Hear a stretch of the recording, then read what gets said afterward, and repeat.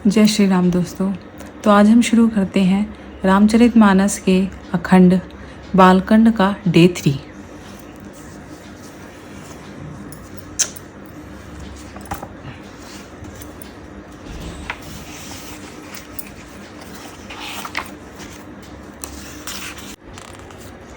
परंतु हे कवियों, आपकी कृपा से यह बात भी मेरे लिए सुलभ हो सकती है। रेशम की सिलाई टाट पर भी सुहावनी लगती है।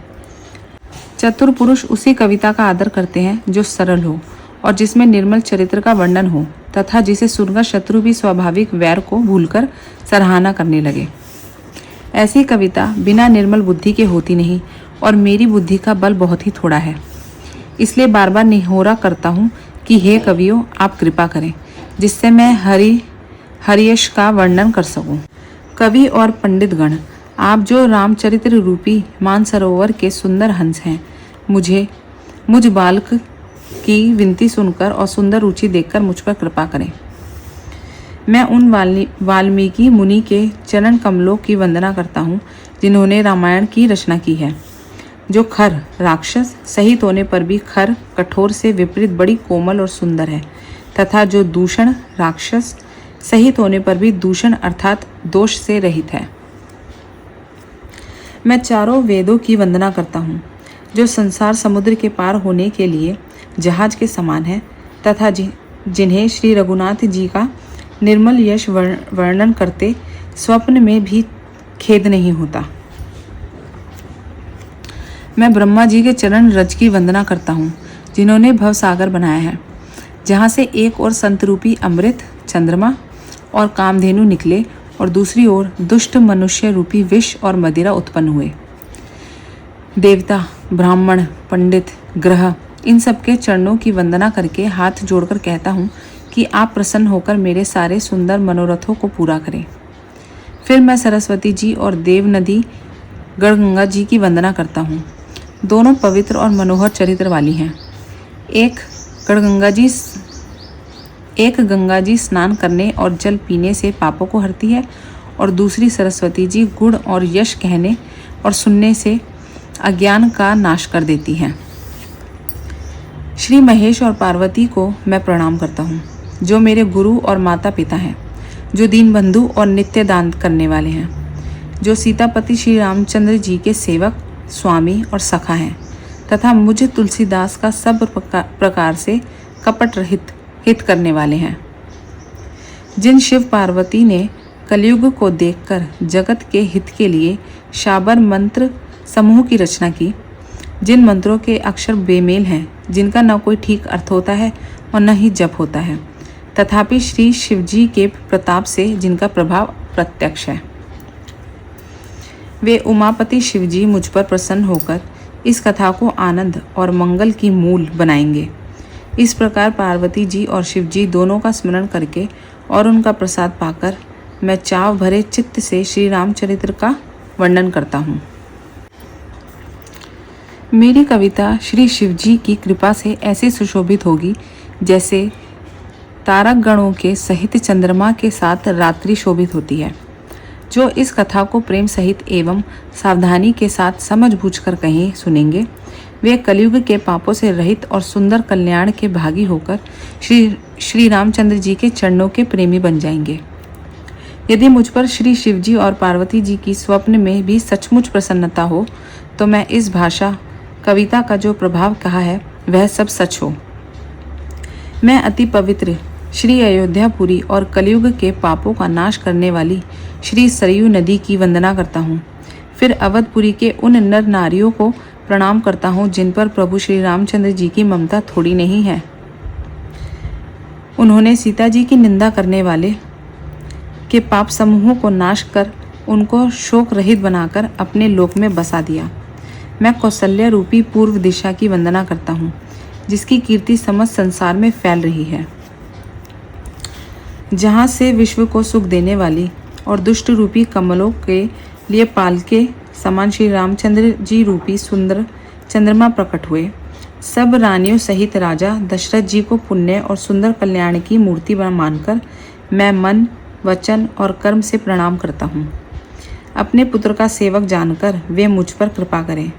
जिनको रचकर ब्रह्मा जी ने भी बड़ाई पाई तथा जो श्री राम जी के माता और पिता होने के कारण महिमा की सीमा है। मैं अवध के राजा श्री दशरथ जी की वंदना करता हूँ, जिनका श्री राम जी के चरणों में सच्चा प्रेम था, जिन्होंने दीन दयालु प्रभु के बिछुड़ते ही अपने प्यारे शरीर को मामूली तिनके की तरह त्याग दिया। मैं परिवार सहित राजा जनक जी को प्रणाम करता हूँ, जिनका श्री राम जी के चरणों में गूढ़ प्रेम था, जिसको उन्होंने योग और भोग में छिपा रखा था, परंतु श्री रामचंद्र जी को देखते ही वह प्रकट हो गया। भाइयों में सबसे पहले मैं श्री भरत जी के चरणों को प्रणाम करता हूँ, जिनका नियम और व्रत वर्णन नहीं किया जा सकता था तथा जिनका मन श्री राम जी के चरण कमलों में भौरे की तरह लुभाया हुआ है, कभी उनका पास नहीं छोड़ता। मैं श्री लक्ष्मण जी के चरण कमलों को प्रणाम करता हूँ, जो शीतल, सुंदर और भक्तों को सुख देने वाली है। श्री रघुनाथ जी की कीर्ति रूपी विमल पताकामे में जिनका यश ऊंचा करके फहराने वाले दंड के समान हुआ, जो 1000 सिर वाले और जगत के कारण शेष जी हैं, जिन्होंने पृथ्वी का भय दूर करने के लिए अवतार लिया, वे गुणों की खानी कृपा सिंधु सुमित्रा नंदन श्री लक्ष्मण जी मुझ पर सदा प्रसन्न रहें। मैं श्री शत्रुघ्न जी के चरण कमलों को प्रणाम करता हूँ, जो बड़े वीर, सुशील और श्री भरत जी के पीछे चलने वाले हैं। मैं महावीर श्री हनुमान जी की विनती करता हूँ, जिनके यश का श्री रामचंद्र जी ने स्वयं वर्णन किया है। मैं पवन कुमार श्री हनुमान जी को प्रणाम करता हूँ, जो दुष्ट रूपी वन को भस्म करने के लिए अग्नि रूप है, जो ज्ञान की घन मूर्ति है और जिनके हृदय रूपी भवन में धनुष बाण धारण किए श्री राम जी निवास करते हैं। वानरों के राजा सुग्रीव जी, रीछों के राजा जामवान जी, राक्षसों के राजा विभीषण जी और अंगद जी आदि जितना वानरों का समाज है, सबके सुंदर चरणों की मैं वंदना करता हूँ, जिन्होंने अधम शरीर में भी श्री रामचंद्र जी को प्राप्त कर लिया। पशु, पक्षी, देवता, मनुष्य, असुर समेत जितने श्री राम जी के चरणों के उपासक हैं, मैं उन सब के चरण कमलों की वंदना करता हूँ, जो श्री राम जी के निष्काम सेवक हैं। शुकदेव जी, सनकादिक, नारद मुनि आदि जितने भक्त और परम ज्ञानी श्रेष्ठ मुनि हैं, मैं धरती पर सिर टेक कर उन सबको प्रणाम करता हूँ। हे मुनीश्वरों, आप सब मुझको अपना दास जानकर कृपा कीजिए। राजा जानकी पुत्र, जगत की माता और करुणा निधान श्री रामचंद्र जी की प्रियतमा श्री जानकी जी के दोनों चरण कमलों को मैं मानता हूँ, जिनकी कृपा से निर्मल बुद्धि पाऊँ। फिर मैं मन, वचन और कर्म से कमल नयन धनुष बाणधारी भक्तों की विपत्ति का नाश करने और उन्हें सुख देने वाले भगवान श्री रघुनाथ जी के सर्वसमर्थ चरण कमलों की वंदना करता हूँ, जो वाणी और उसके अर्थ तथा जल और जल की लहर के समान कहने में अलग अलग है, परंतु वास्तव में अभिन्न है। उन श्री सीताराम जी के चरणों की मैं वंदना करता हूँ, जिन्हें दीन दुखी बहुत ही प्रिय है। मैं श्री रघुनाथ जी के नाम राम की वंदना करता हूँ, जो कृषाणु, अग्नि, भानु, सूर्य और हिमकर चंद्रमा का हेतु अर्थात र, आ और म रूप से बीज है। वह राम नाम ब्रह्मा, विष्णु और शिव रूप है। वह वेदों का प्राण है, निर्गुण, उपमा रहित और गुणों का भंडार है, जो महामंत्र है, जिसे महेश्वर श्री शिव जी जपते हैं और उनके द्वारा जिसका उपदेश काशी में मुक्ति का कारण है, तथा जिसकी महिमा को गणेश जी जानते हैं, जो इस राम नाम के प्रभाव से ही सबसे पहले पूजे जाते हैं। आदि कवि श्री वाल्मीकि जी राम नाम के प्रताप को जानते हैं, जो उल्टा नाम मरा जपकर पवित्र हो गए। श्री शिव जी के इस वचन को सुनकर कि एक राम नाम सहस्त्र नाम के समान है, पार्वती जी सदा अपने पति श्री शिव जी के साथ राम नाम का जप करती रही है।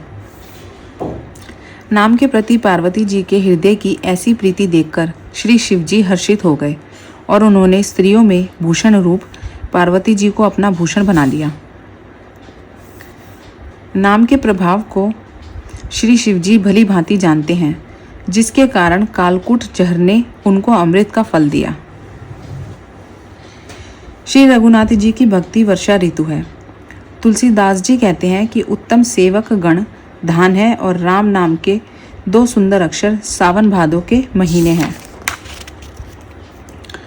दोनों अक्षर मधु और मनोहर हैं, जो वर्ण माला रूपी शरीर के नेत्र हैं, भक्तों के जीवन है तथा स्मरण करने में सबके लिए सुलभ और सुख देने वाले हैं, जो इस लोक में लाभ और परलोक में निर्वाह करते हैं।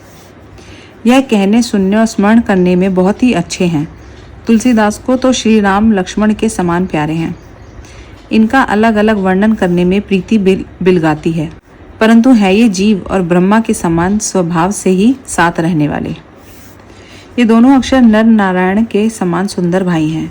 ये जगत का पालन और विशेष रूप से भक्तों की रक्षा करने वाले हैं। ये भक्ति रूपणी सुंदर स्त्री के कानों के सुंदर आभूषण हैं और जगत के हित के लिए निर्मल चंद्रमा और सूर्य हैं। ये सुंदर गति रूपी अमृत के स्वाद और तृप्ति के समान है। कच्छप और शेष जी के समान पृथ्वी के धारण करने वाले हैं। भक्तों के मन रूपी सुंदर कमल में विहार करने वाले भौरे के समान हैं और जीभ रूपी यशोदा जी के लिए श्री कृष्ण और बलराम जी के समान हैं। तुलसीदास जी कहते हैं, श्री रघुनाथ जी के नाम के दोनों अक्षर बड़ी शोभा देते हैं, जिनमें से एक रकार छत्र रूप से और दूसरा मुकुटमणि रूप से सब अक्षरों के ऊपर है। समझने में नाम और नामी दोनों एक से हैं, किंतु दोनों में परस्पर स्वामी और सेवक के समान प्रीति है। अर्थात नाम और नामी में पूर्ण एकता होने पर भी जैसे स्वामी के पीछे सेवक चलता है, उसी प्रकार नाम के पीछे नामी चलता है। प्रभु श्री राम जी अपने राम नाम का ही अनुगमन करते हैं, नाम लेते ही वहाँ आ जाते हैं। नाम और रूप दोनों ईश्वर की उपाधि हैं। ये भगवान के नाम और रूप दोनों अनिर्वचनीय हैं, अनादि हैं और सुंदर हैं। बुद्धि से ही इनका स्वरूप जानने में आता है। इसमें कौन बड़ा है, कौन छोटा, यह कहना तो अपराध है। इनके गुणों का तारतम्य सुनकर साधु पुरुष स्वयं ही समझ लेंगे। रूप नाम के अधीन देखे जाते हैं। नाम के बिना रूप का ज्ञान नहीं हो सकता। कोई सा विशेष रूप बिना उसका नाम जाने हथेली पर रखा हुआ भी पहचाना नहीं जा सकता, और रूप के बिना देखे भी नाम का स्मरण किया जाए तो विशेष प्रेम के साथ वह रूप हृदय में आ जाता है। नाम और रूप की गति ही कहानी अकथनीय है। वह समझने में सुखदायक है, परंतु उसका वर्णन नहीं किया जा सकता। निर्गुण और सगुण के बीच में नाम सुंदर साक्षी है और दोनों का यथार्थ ज्ञान करने वाला चतुर दुभाषिया है। तुलसीदास कहते हैं, यदि तू भीतर और बाहर दोनों और उजाला चाहता है तो मुख रूपी द्वार की जीभ रूपी देहली पर राम नाम रूपी मणि दीप को रख। ब्रह्मा के बनाए हुए इस दृश्य जगत से भली भांति छूटे हुए वैराग्यवन मुक्त योगी पुरुष इस नाम को भी जीभ से जपते हुए जागते हैं और नाम तथा रूप से रहित अनुपम अनिर्वचनीय अनामय ब्रह्मा सुख का अनुभव करते हैं। जो परमात्मा के गुण रहस्यों को जानना चाहते हैं वे भी नाम को जीभ से जपकर उसे जान लेते हैं।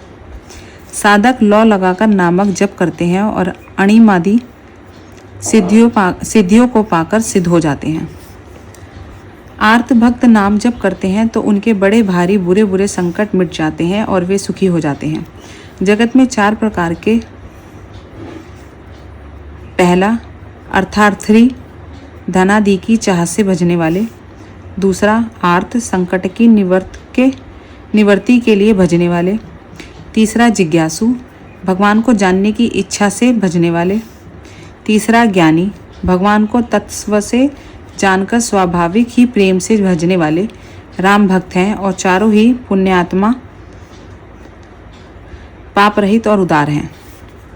चारों ही चतुर भक्तों को नामक ही आधार है। इनमें ज्ञानी भक्त प्रभु को विशेष रूप से प्रिय है। यो तो चारों युगों में और चारों ही वेदों में नाम का प्रभाव है, परंतु कलयुग में विशेष रूप से है। इसमें तो दूसरा कोई उपाय ही नहीं है। जो सब प्रकार की कामनाओं से रहित और श्री राम जी के रस में लीन हैं, उन्होंने भी नाम के सुंदर प्रेम रूपी अमृत के सरोवर में अपने मन को मछली बना रखा है, अर्थात वे नामरूपी सुधा का निरंतर आस्वादन करते रहते हैं, क्षण भर भी उससे अलग होना नहीं चाहते। तो दोस्तों, हम आज के पाठ को यहीं समाप्त करते हैं और मैं आपसे कल फिर से मिलती हूँ अगले पाठ में, डे 3 पे। आशा करती हूँ आपको ये सुनकर बहुत अच्छा लग रहा होगा, जैसे मेरा मन और प्रफुल्लित हो गया है और बहुत अच्छी सी फीलिंग आ रही है। तो चलिए इसी तरह मेरे साथ बने रहिए, मेरे चैनल को सपोर्ट कीजिए, अपने सनातन धर्म को सपोर्ट कीजिए और अपने बच्चों को भी रामचरितमानस का पाठ कराइए, उन्हें सिखाइए, उन्हें अपने सनातन धर्म के बारे में बताइए, अपने भगवानों के बारे में बताइए, जितना ज़्यादा से ज़्यादा जागरूक कर सकते हैं उन्हें सब बताइए। अपने ग्रंथों के बारे में, वेदों के बारे में जानकारी देना बहुत ज़रूरी है और इसी तरह अपने धर्म को फैलाएं। तो चलिए अपना ध्यान रखिए, मैं मिलती हूँ आपसे अगली वीडियो में। तब तक अपना ध्यान रखें। धन्यवाद।